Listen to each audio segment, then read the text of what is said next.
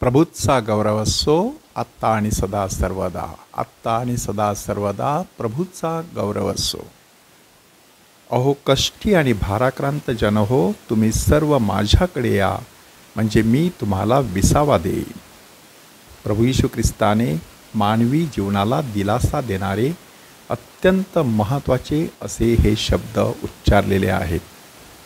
माणूस जीवनामध्ये भाराक्रांत झालेला असतो. कोणत्यानी कोणत्या प्रकारचं ओझं तो आपल्या मनावरती वावरत असतो. इस्रायली लोकांच्या मनावर देखील अशाच प्रकारचं ओझं होतं. 400 वर्षाहून अधिक काळ ते इजिप्तच्या गुलामगिरीमध्ये खितपत पडलेले होते. मुळात ते तिथे गेले होते दुष्काळाच्या पार्श्वभूमीवरती, परंतु त्यानंतर मात्र तिथे ते गुलामगिरीचं जीवन जगू लागले. त्यांचा आक्रोश, त्यांची दयनीय अवस्था परमेश्वराने ऐकली, पाहिली आणि मोशेची निवड केली.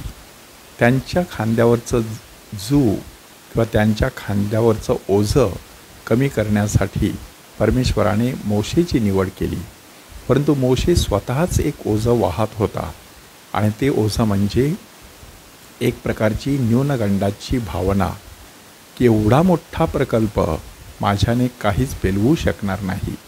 परमेश्वर त्याला व्यवस्थितपणे समजून देतो की तू एकटा नाहीस, मी जो आहे तो आहे, म्हणजे जगाच्या निर्मितीपासून जो आहे तोच मी तुझा परमेश्वर आहे, तुझ्या पूर्वजांचा देव आहे.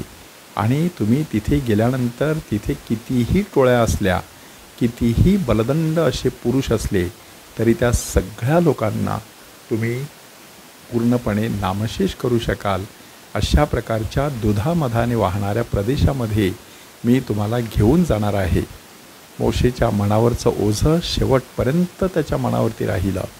परंतु एकच दिलासा देणारी गोष्ट होती आणि ती म्हणजे परमेश्वराच्या सहवासाची जाणीव, की जो परमेश्वर त्याला सिनाई पर्वतावर भेटला, जो परमेश्वर इजिप्तमध्ये वेगवेगळ्या पिढांच्या वेळी भेटला, जो परमेश्वर त्याला लाल समुद्रात भेटला, जो परमेश्वर अग्निस्तंभाच्या रूपाने, मेघस्तंभाच्या रूपाने अरण्यातील वाटचालीमध्ये भेटला, जो परमेश्वर मान्ना आणि लावे पक्षी ह्यांच्यामधून भेटला आणि खडकातून येणाऱ्या पाण्यामधून त्याला दिसला, तो परमेश्वर त्याला कधीच एकटं टाकून देणारा नव्हता.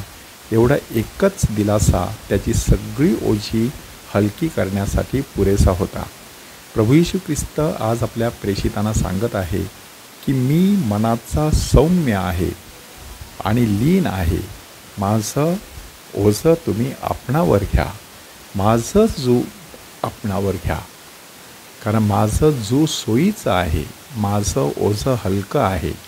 जू म्हटल्यानंतर त्याला कमीत कमी 2 बैल आवश्यक असतात. येशू जेव्हा सांगतो की माझं जू आपणावर घ्या, ह्याचा अर्थ एका बाजूला मी खांदा घातलेला आहे, आता तुम्ही दुसऱ्या बाजूने खांदा घाला. माणसाला जेव्हा ही जाणीव असते की जे ओझं मी वाहत आहे त्याचा एक भाग प्रभूच्या खांद्यावर आहे, प्रभूसुद्धा ते ओझं माझ्याबरोबर वाहत आहे, ही जाणीव माणसाला बराचसा दिलासा देत असते.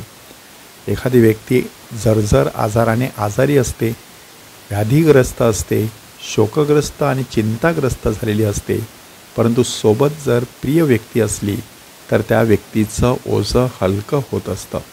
आपण स्वतःला 2-3 प्रश्न विचारायचे आहेत. माझ्या जीवनामध्ये कोणकोणत्या प्रकारचं ओझं आहे?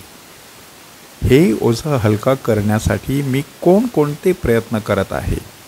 आणि प्रभूचं ओझं मी माझ्या खांद्यावरती घेतलेलं आहे का?